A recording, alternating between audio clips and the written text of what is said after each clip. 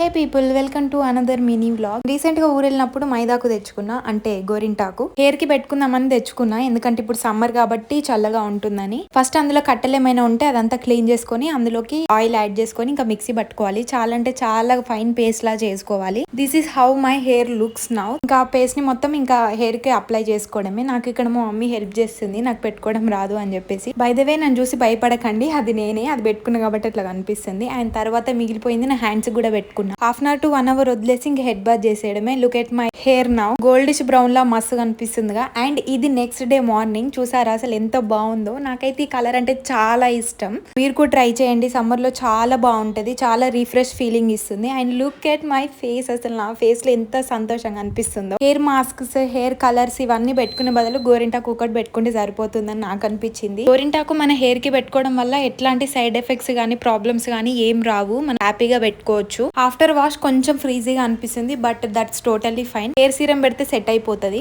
Okay, see you next videos. Until then by.